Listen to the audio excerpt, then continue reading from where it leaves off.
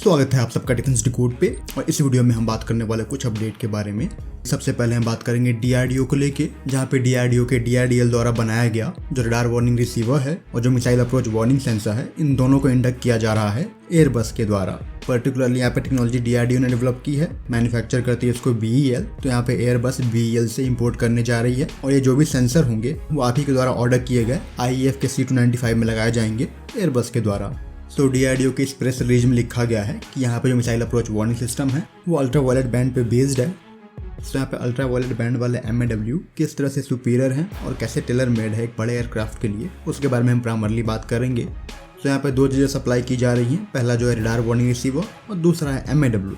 तो MAW को operate करने की तीन बेसिक तकनीक अब तक आई हैं। पहला आपका पल्स डोपलर MAW, सेकंड है इंफ्रारेड बेस्ड MAW और जो थर्ड है वो अल्ट्रा वायलेट बेस्ड MAW है। तो ये तीन तरह की टेक्नोलॉजी बनाई गई है और इन तीनों को बनाने की जरूरत क्यों पड़ी, जिस तरह से आपके डिमांड और चैलेंज आते गए इनका जो डेवलपमेंट है वो होता गया है।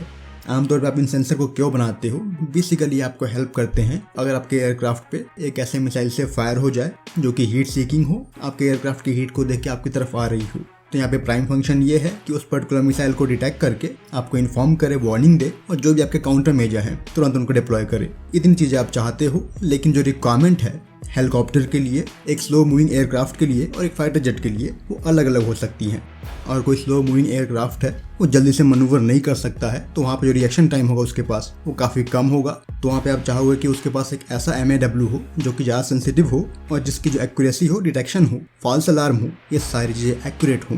तो ये आप चाहोगे एक ऐसे एयरक्राफ्ट के लिए जो कि स्लो मूविंग हो, क्योंकि ऐसे एयरक्राफ्ट पे जो फायरिंग होगी, मान लो अगर आप मैनपैड से भी फायरिंग करते हो तो आमतौर पर जो मैनपैड की रेंज होती है वो 4 से 5 किलोमीटर के बीच में होती है। अगर आपके ऊपर फायर हुआ है इस रेंज में तो टेक्निकली जो मिसाइल है वो आपको 7 से 8 सेकंड में आके हिट करने वाली है। तो मिसाइल की डायरेक्शन, आप तक पहुंच के हिट करने का टाइम, यानी कि टाइम टू इम्पैक्ट के साथ जो एंगल ऑफ अटैक है, इन सब की इन्फॉर्मेशन आपके सेंसर द्वारा आपको देना बहुत जरूरी है। जो कि अर्लियर सेंसर थे उनमें कुछ ना कुछ डेफिशिएंसी है इन सभी फैक्टर्स को लेके। तो यहाँ पे हम इस बारे में बात करेंगे। तो यहाँ पे सबसे पहली तकनीक है पल्स डोपलर बेस्ड MAW। तो बेसिकली आपकी तरफ फायर किए गए जो भी मिसाइल हैं वो जितनी तेजी से आपकी तरफ बढ़ रही होगी तो जो वेव फॉर्मेशन है मिसाइल के टिप पे वो उतना डेंस होता जा रहा होगा। तो वहाँ पे उस चीज़ से पल्स टाइमिंग को कैलकुलेट करके मिसाइल की जो इन्फॉर्मेशन है वो आपको मिलती है। तो कहने का यहाँ पे अर्थ ये हो गया कि मिसाइल के एग्जॉस्ट से आपका कोई मतलब नहीं है, आप यहाँ पे इस्तेमाल कर रहे हो रेडार का मिसाइल को पकड़ने के लिए। तो इस तरह के जो MAW है वो काफ़ी कम सेंसिटिव है, प्लस आजकल के जो मिसाइल है उनका जो RCS है वो ऑलरेडी काफ़ी कम हो चुका है। यहाँ पे पॉसिबिलिटी के जो मिसाइल है वो आपको पता ही नहीं चलेगी आपकी तरफ आ रही है, और जो फॉल्स अलार्म के चांस है वो भी यहाँ पे ज़्यादा हैं, क्योंकि रेडियो फ्रिक्वेंसी को लेकर जो नॉइज है इन्वायरमेंट में ground air traffic control radar से वो भी आपको मिल सकते हैं। तो ऐसे कुछ यहाँ पे चैलेंज है। बढ़ते हैं अगले सिस्टम की तरफ, वो है आपका IR बेस्ड MAW। काफ़ी ये पॉपुलर सिस्टम है, आज भी बहुत जगह ये एप्लीकेशन में है।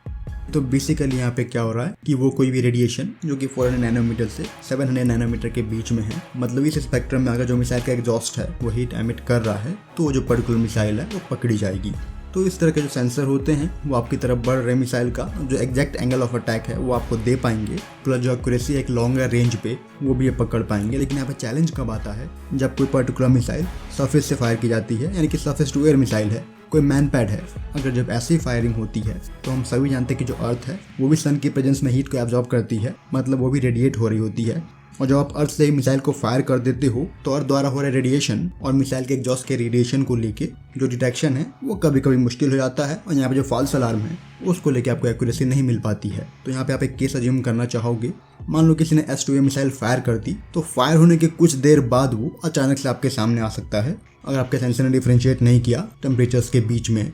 तो यहाँ पे चैलेंज हो जाता है सरफेस टू एयर मिसाइल के केस में। जहाँ तक बात है एयर टू एयर मिसाइल के केस में, तो ये एक उत्तम सिस्टम आप कह सकते हो, क्योंकि यहाँ पे जब भी कोई heat seeking missile air to air mode में फायर किया जाएगा तो जो टेम्परेचर होगा उस पर्टिकुलर एनवायरमेंट का, उसमें मिसाइल को पकड़ पाएगा। तो जो भी आपके IR बेस्ड MAW हैं वो air to air heat seeking missile के लिए बेस्ट हैं। तो टेक्निकली यहाँ पे कहने का अर्थ ये हो गया कि जो आपके फाइटर जेट हो गए वहाँ पे आप IR बेस्ड MAW सेंसर इस्तेमाल कर सकते हो, और यहाँ पे फाइटर जेट को किसी मैनपैड से खतरा उतना आपको देखने को नहीं मिलेगा। यहाँ पे IR को लेके जो अगला डिसएडवांटेज है वो वेदर कंडीशन को लेके है। जो भी आपका IR ट्रांसमिशन होता है वो हाईली इफेक्ट होता है वाटर से, आइस से, या फिर जिस तरह की वेदर कंडीशन आसपास है उनसे वो अफेक्ट होता है। इस तरह के सिस्टम कॉस्टली होते हैं क्योंकि जो आपका IR सेंसर होगा MAW का उसको कूलिंग की रिक्वायरमेंट पड़ती है। तो ऐसे कुछ यहाँ पे चैलेंज है। तो इन चैलेंज को दूर करने के लिए और रिस्पॉन्स टाइम को और भी तेज करने के लिए जो आपके अल्ट्रा वायलेट बेस्ड MAW है उनको बनाए गए। और यहाँ पे रिस्पॉन्स टाइम तेज रहेगा, तो जो आपके नॉन मैन्यूरेबल एयरक्राफ्ट हैं जैसे कि बड़े एयरक्राफ्ट हो गए, उनके पास भी पर्याप्त समय मिल जाएगा RA मिसाइल को रिसीव करने के लिए। बेसिकली इस तरह के जो सेंसर होते हैं UV बेस्ड MAW, ये ऑपरेट करते सोलर ब्लाइंड UV में।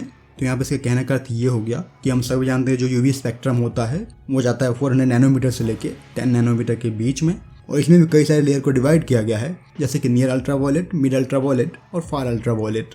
इनके अलावा भी कुछ और सेक्शन हैं, जैसे कि ultraviolet A, ultraviolet B और अल्ट्रा वायलेट C और वैक्यूम अल्ट्रा वायलेट।